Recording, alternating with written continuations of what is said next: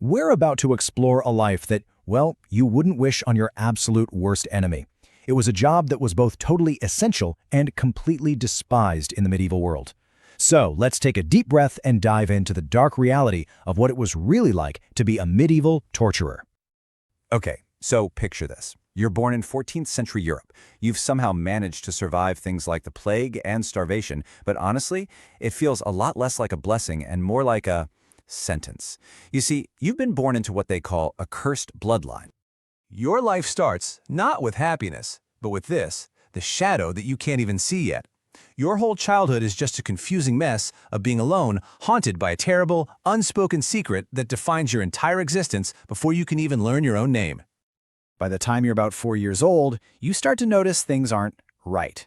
Villagers don't just avoid your house, they literally make the sign of the cross as they hurry past. Other kids, they throw rocks at your windows. Your mom keeps you inside all the time, saying it's for your own safety. But you have this sinking feeling the real monsters are the ones whispering your family's name out in the street. Well, one day, you just can't take it anymore. Your curiosity wins. You sneak out and head to the village square. There's a big crowd, and you can hear screaming. And right there, in the middle of it all, standing on a wooden platform, is your father. He's holding some kind of strange metal tool, his face completely hidden under a dark hood. That night, he sits you down. He pulls off his gloves, and you see his hands for what they are, scarred, stained, and unnervingly strong. And then, he tells you the truth. He tells you about his work, about the screams, about getting confessions. His job, he explains, is to inflict pain. And here's something that is absolutely crucial to understand. Your father isn't a judge. Nope. He doesn't get to decide who's guilty or innocent.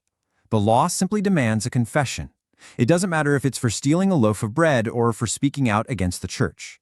His one and only job is to get that confession by any means necessary. This is the real horror of your situation. This isn't a career choice. Nobody fills out an application for this job. It's a hereditary curse. It's passed down. Your grandfather was a torturer, his father was a torturer before him. And your fate? Well, it was sealed the moment you were born. And so it begins. You're just 8 years old when your formal education starts, but you're not going to be learning to read or write. Oh no. You're going to be learning how to become the monster that everyone in the village already thinks you are. Your training starts with the basics, sharpening pliers, oiling the rack, cleaning the tools of the trade. Then, your father makes you practice on animal carcasses, learning the exact amount of pressure it takes to shatter a bone without killing. It's only after that that you're forced to watch him work on a real person, and then, finally, to take part yourself. Let's just talk about the smell for a second. Your days are spent scrubbing blood off of stone floors with vinegar. It's pretty much the only thing strong enough to cut through the stench of sweat and filth and pure despair. And that acidic mix of iron, blood, and fear, it clings to everything. Your clothes, your hair, your skin. It never, ever leaves you. You're 12 years old. The moment you've been dreading arrives. Your father hands you a pair of pliers and just points to a prisoner's mouth. You freeze. You can't do it. And that's when your father's hand clamps down hard on your shoulder. He leans in and whispers that simple threat, and you know you have no choice. Your own hands are shaking, but you do it. This is your life now. The years just blur together. And practice, as they say, makes perfect. Horrifically, you become an expert. You're not that scared little kid anymore. You're a craftsman, an artist whose medium is human suffering. You'll learn a really important lesson of the trade. The mind can be a much more powerful tool than the rack. Sometimes all you have to do is show a prisoner the instruments and they'll confess.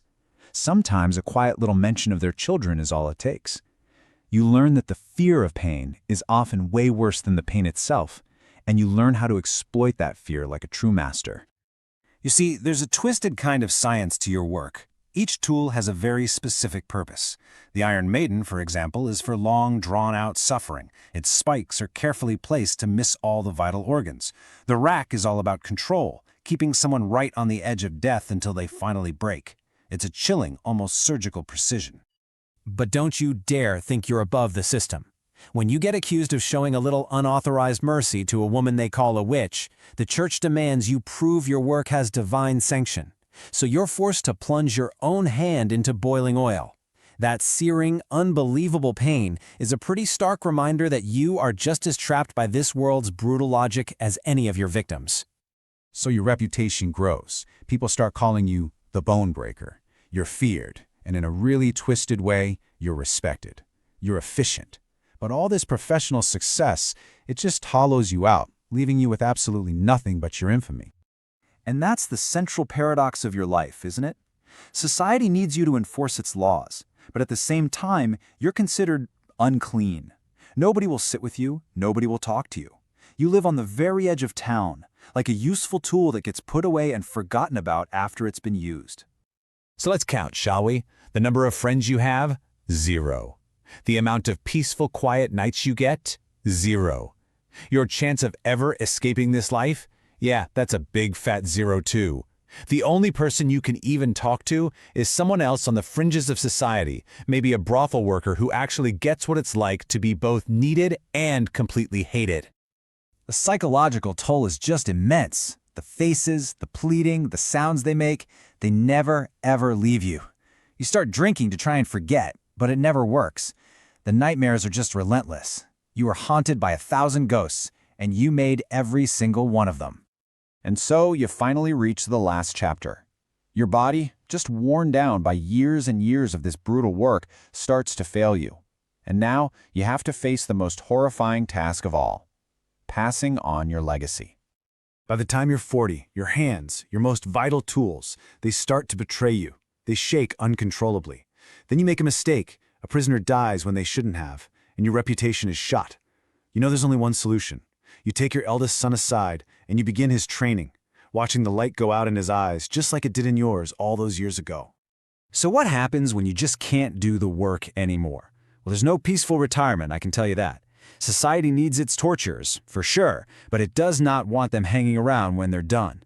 Most are just quietly exiled, or even executed. Their dark knowledge is a liability. You're just discarded. You die at 52, which for your line of work is actually considered old, and your burial is just as lonely as your life was. You're put in a forgotten, neglected corner of the graveyard, kept far away from the decent folk you served. No peace, no acceptance, not even in death. So your story is over. The nightmares have finally stopped. The guilt is gone. But the truly haunting question is this. You've escaped the cycle through death, but in doing so, you've guaranteed that it will continue. Because for your son, the screams are just beginning.